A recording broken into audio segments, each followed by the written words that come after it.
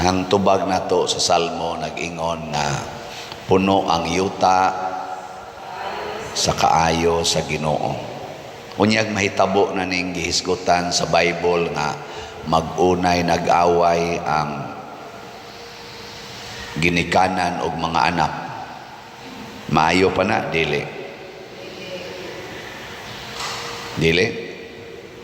Unya, dili day tinuod nga puno ang yuta sa kaayos Ginoo. Namakak day ning Salmo. Namakak sa Kristo. Okay, ang Salmo mao man ay panagna. Mao man ang iyang tumanon unta ni Kristo nga puno niya ang yuta sa kaayos Ginoo. Unya kay magkabahin-bahin naman noon kuno. Mag-away naman ang amahan, anak nga lalaki, inahan, anak nga babay, hastang iyang mga umagad nga babay, mag-away naman. Para karon God, sa inyong paminaw, kaning away ron sa Russia, Ukraine, Israel, o uban pang mga nasod, nag-away sila, nagsige, nagpabutuhay anang ilang mga missile, mga bomba. Ug tuwa ka dito, makaingon pa ka nga puno ang yuta sa kaayos Ginoo. Kinirong inflation, kining nga tax trabaho kay wa nay klaro ang kompanya, nga wa na sila trabaho, wa na sa ikapalit og bugas. Makaingon pa ka nga puno ang yuta sa kaayos Ginoo. Gilingay mong tupad ing na maayo ra mo kahimtang. Ing na maayo ra.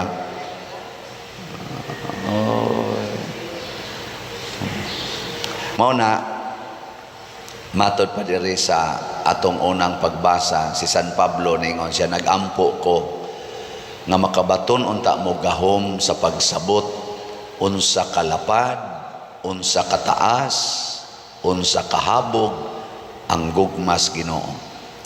Ang makasabot ra gyud nga ang kalibutan puno sa kaayos Ginoo kadto ra gyung naggamit sa gugmang Diosnon.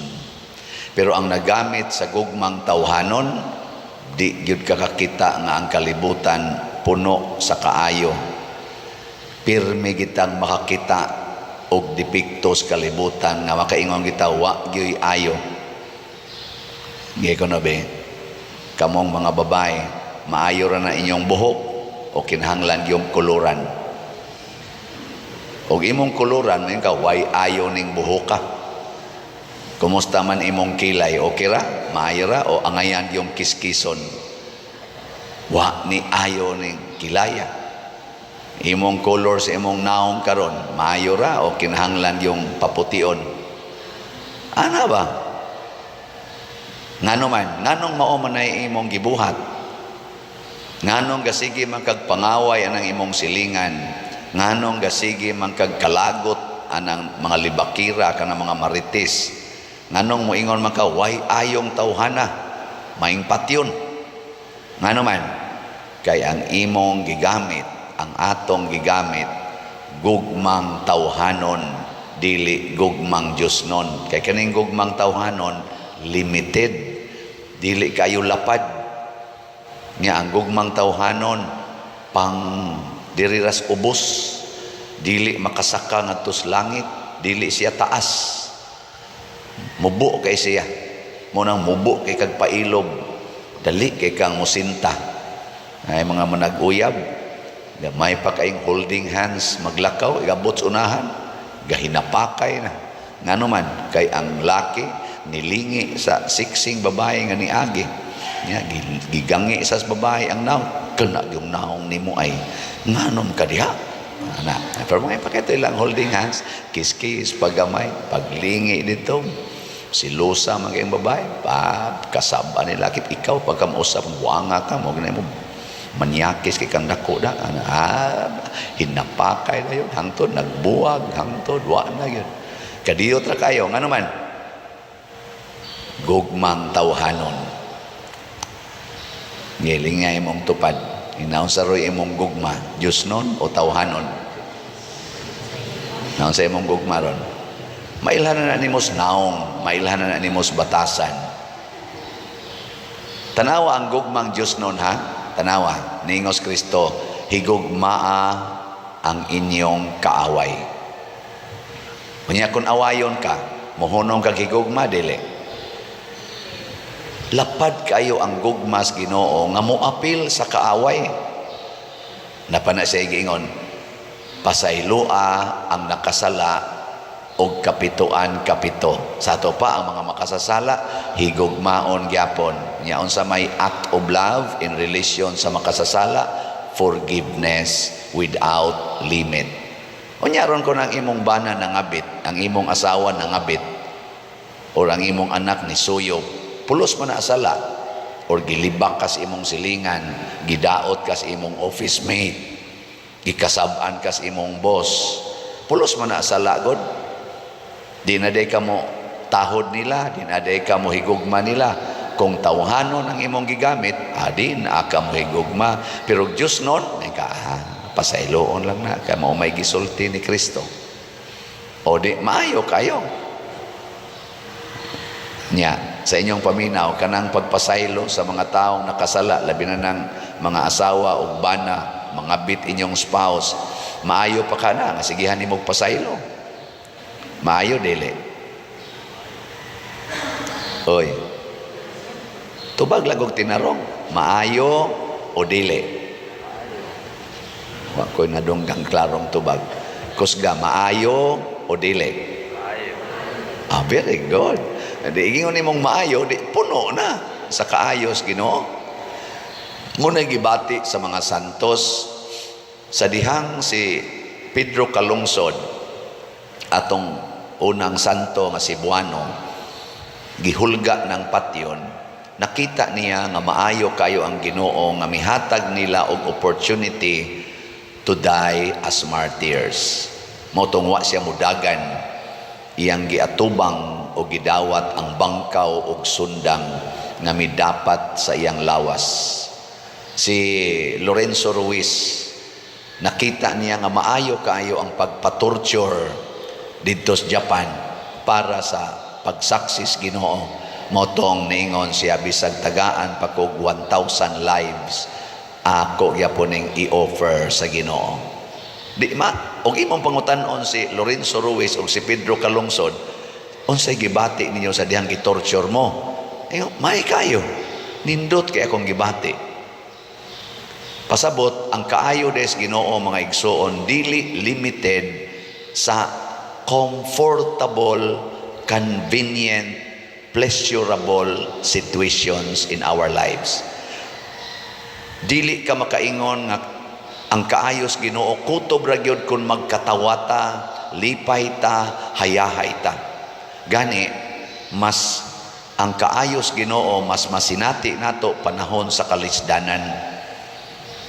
Ako karon nga napari ko, nagpasalamat ko sa akong ginikanan nga galisod gyud in town sa pagpanginabuhi, isip mga mag-uuma, maglisod mig kaon katulos usa ka adlaw nga naa ginang kiampi may tawag namo ng putput o kanang mais nga kanon nya, maglisod sad mig sustenir nga tibuok yung simana na agid mi adtong kanon nga mais, maka abot yung panahon nga sambug-sambugan na to siya og saksakan ba, gabi, usahay garabi, saksak, usahay adto mi sa banwa, to sa kakahuyan, mangita mi ngadtog mga kanang gitawag wild nga mga root crops sama ng ubi, balyakag, kailan mo aning apali, but,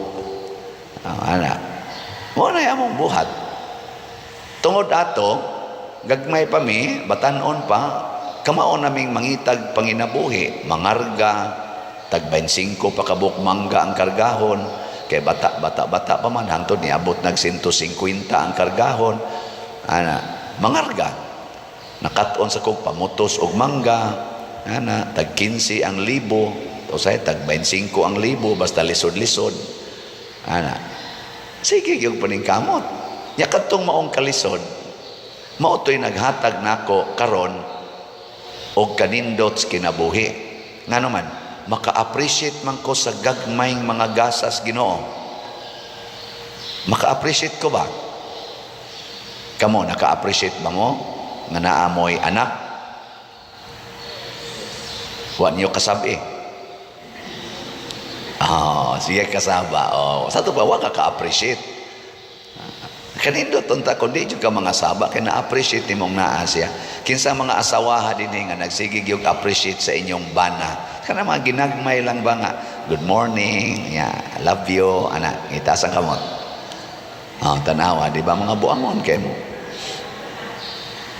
Kinsa dinhi mga banaha nga kanunay gyud nga magsigig appreciate sa iyang asawa, every day na agid siya i-express nga pagdaig sa iyang asawa. Tas kunong kamot be, ay kauaw.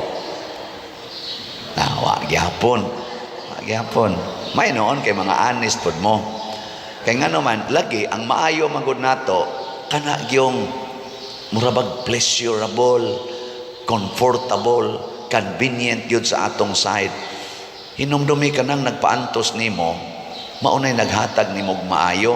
Pasabot ni Kristo dinis Ebanghelyo, awayo nagikas imong anak, pasabot gitagaan kag opportunity to exercise love, mercy, humility, generosity, understanding. Di ba? Endurance. Kanindot anak. Og dili wa pa katubag-tubagas imong anak, dili unta ka maka-exercise aning patience ana. No. Love, forgiveness. Unsa may imong opportunity to do that? Pag-practice sa virtues nga wa man komportable man ka. Nya kanindot ana maka-practice ka virtue. Mo kasabot, nakasabot mo. Muna karon hinay makainghalin sa atong salat. Naka-exercise po ko patience, pabaga snaong, nga bisag kada adlaw, minus og halin, sige lang yung baligya. Pero ano bang magsigig soroy diya? Labaw pa nakalisod, isda, magsigig, tuyo kada adlaw, isda, labas pa, puwanag mata, sige, tuyok. Wow, biya kayo nastanan niya, minus kayo ang mupalit. Daghana kayong nagsigig pasalamat nato dire. Tungod kay milambo ang ilang kinabuhi, ilang negosyo, sukad lang ang nagsige na sila tabang nganhi sa atong simbahan o ngadto sa ilang mga silingan, nakat-o na sila sa pagkamanggihatagon. Nga nidaghan sa ilang grasya, kay saad man sa nas Ginoo nga bulahan kamong mga manggihatagon, kay kamo usab paghahatagan, ibukbo kutob sa inyong mahakgom, mag-awas-awas, hangtod nga matagbaw gyud mo pag-ayo. Inana man ang Ginoo, ang iya pang grasya ba, kaawas-awas mo nang puno gyud, pero di ta manggihatagon, awa na, wag tangsad ang grasya.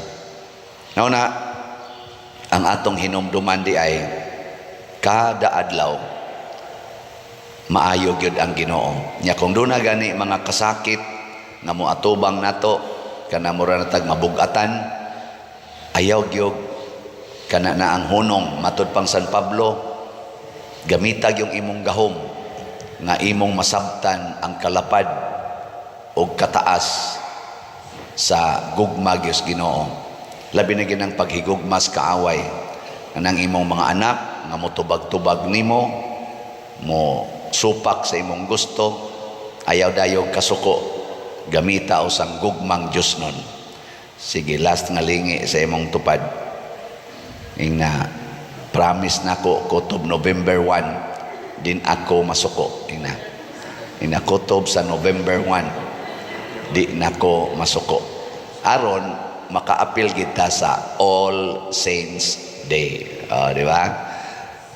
Kamo sang mga scammer nga nagsigig pangilad aning atong mga online parishioner na nasa text na kung hapon pader na biktima na sa kus imong scammer, imong scammer sa scammer, napadara bagid nako sa iyang GCash nya karon pa ko kay bawo nga dili dayto imo. Pagbag-osan mo mga scammers pangilad kay ay na magpangilad kay madaot kinang inyong kinabuhi ana. Nya kamo sang na scam tungod sa inyong honest unta nga pagtabang dinhi, be prudent mo na ato kining gamiton ang gahom sa Ginoo, dili sa pagdaot sa usag-usa, kung dili aron mas mabuhat nato ang buhat sa gugma kaysa buhat sa yawanon nga mga kinaiya. Manindog ta.